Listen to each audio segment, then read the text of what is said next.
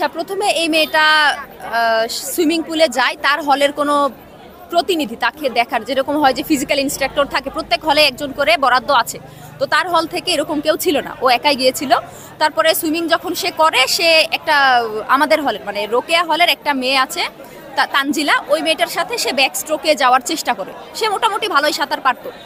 তো তানজিলা মেয়েটাও নতুন, এই জন্য সে আসলে সেরকম ভাবে তারা একে অপরের সাথে পরিচিত না থাকে, এতটা ফেস তার মনে ছিল না তানজিলার। তো তানজিলা তার সাঁতার শেষ করে 50 মিটার যে দূরত্ব আমাদের সুইমিং পুলের, শেষ করার পর সে কিছুক্ষণ সময় নেয়, তারপর আবার সাঁতার দেয়। মোটামুটি তাদের মানে প্রত্যক্ষদর্শী তানজিলার কথা মতে প্রায় 20 থেকে 25 মিনিট গেছে, যে তারা আর খেয়ালই করেনি। পরে ওই তানজিলা মেয়েটা তাপসী রাবেয়ার হলের একটা মেয়েকে, এশিকা নাম, তাকে জিজ্ঞেস করতেছে যে আপু আপনি কি আমার সাথে ছিলেন? তো বললো যে না, আমি তো তোমার সাথে ছিলাম না। তো বললো যে আমার সাথে যে সাঁতার দিলে ও কোথায় গেল?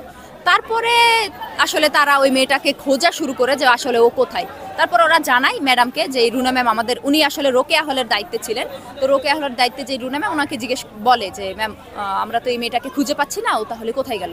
তখন রুনা ম্যাম বাথরুম থেকে শুরু করে বাকি সবগুলোতে খোঁজে, সুইমিং পুলেও খোঁজাখুঁজি শুরু করে। আরেকটা এখানে বলার সব থেকে বড় বিষয়, যে হলের তো একটা গাফিলতি আছেই, যে কেন তারা এরকম প্রতিনিধি দেয়নি।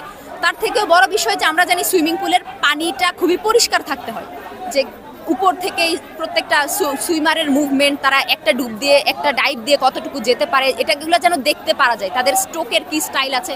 অথচ আমাদের সুইমিং পুলের পানি এতই বাজে যে সেখানে কিছুই দেখা যায় না, প্রচণ্ড ঘোলাটে, চোখ জ্বালাপোড়া করে, সেগুলা বিষয়।